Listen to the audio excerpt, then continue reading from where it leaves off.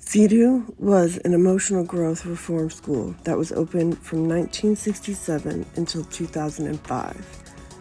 I attended there in 1994 until 1996. I had been making a documentary about it for 3 years.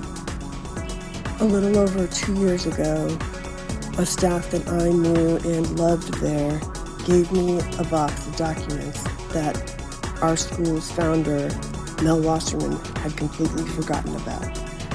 They were from 1997, and they were blueprints and scripts and instructions on how to train a new set of staff to run a brand new, older student CEDU school in a sister state.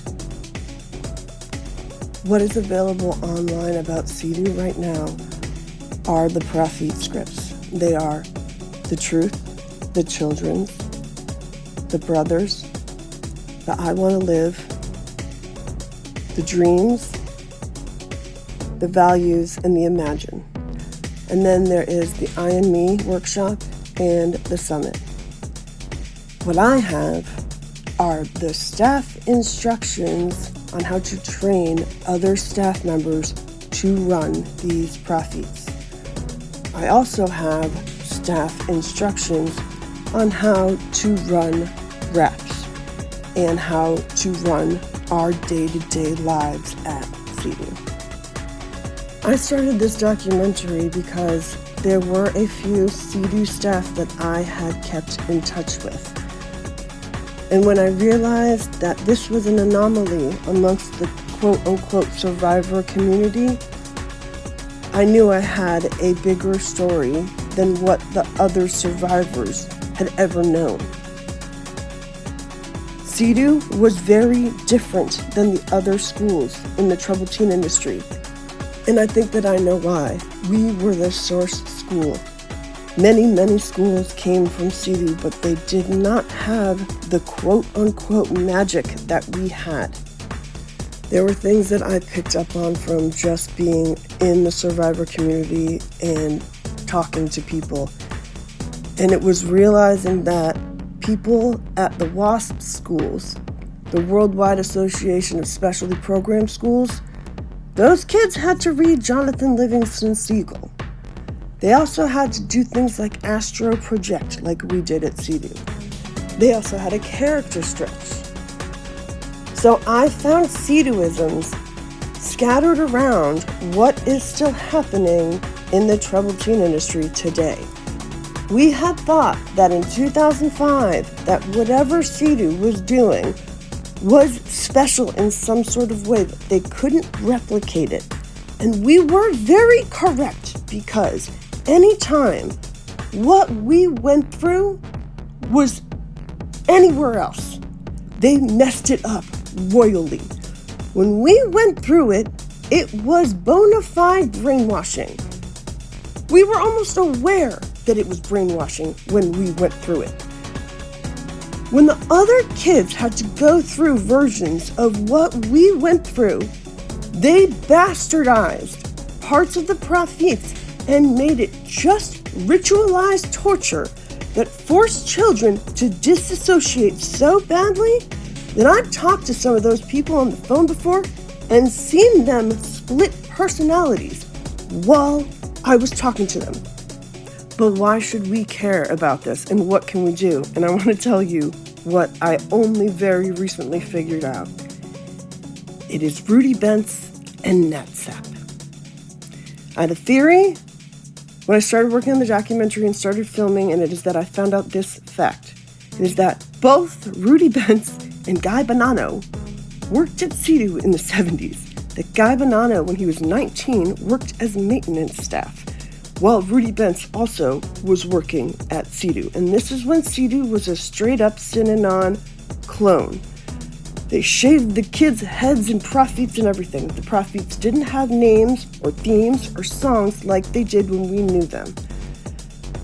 Rudy Bentz left, came back, and then all of a sudden in the 80s, the prophets were almost exactly as we knew them, or I knew them in the 90s, and how they were also in the early 2000s. Rudy Bentz will almost fight you and like come to your house if you ever say otherwise. If you ever mention to Rudy Benz that you remember being there with him in the early 70s, he will threaten you, because that's what other people have told me. Therefore, that gives me a very big clue that because he was there in the 70s when the Prophets were pretty much not how we knew them in the 90s, I think that Rudy Benz learned something very scary and brought it back to CEDU and made the Prophets. I don't think that Mel Wasserman really made the Prophets. I think that it was Rudy Benz, and that man is still alive.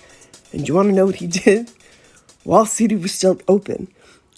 I knew Rudy Benz for 2 weeks, and he went to go start his own CEDU copy schools. In 1999, Rudy Benz founded NatSap with Tim Brace.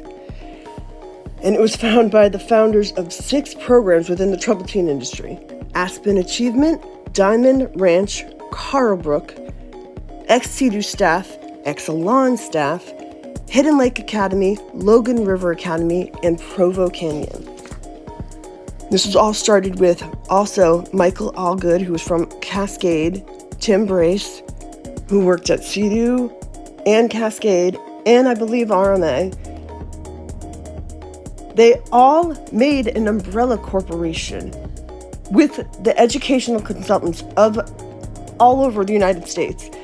And they made it so they also started picking up the other non-CEDU troubled teen industry schools. And they made it so they all exchanged information. And they started doing statistical information. When I started looking into NatSap, it was only because I started following whatever Paris Hilton was doing. And I figured out that Paris Hilton's Sicka bill was in bed with NatSap. I had to go look at what NatSap is and found only the list of every abusive troubled teen industry school that I'd interviewed somebody from. NatSap is MK Ultra reverse engineered. Rudy Benz is selling the Prophets to brand new schools that didn't have the Prophets before. And he's asking them to give him, which is NatSap, statistical information about before and after kids are in these institutions. I play synthesizers. Behringer makes tons of money doing this by re-engineering old synthesizers. That's what Rudy Benz is doing with NatSap. He has figured out a way to reinvent MK Ultra. Because if it's not happening anymore, if they're not watching us, and I don't really think that I'm being watched by the troubled teen industry, I think that they figured out how to continue this stuff through NatSap. The only person that I'm afraid of is Catherine McNamara, the woman that runs the survivor community and whose relative is the famous McNamara that was of MK Ultra. And I'm going to close this with you see Jason set up a rap for all of us to see. I see you, CEDU survivors. I do this because I know that we are a subject that are going to be exposed very, very soon, and we should have a place so that when Jason was able to film all of this wonderful footage for me, he had somewhere to send it, and he sent it to me. He put it on my Facebook group, which is named CEDU Was Wrong. I see you, CEDU survivors.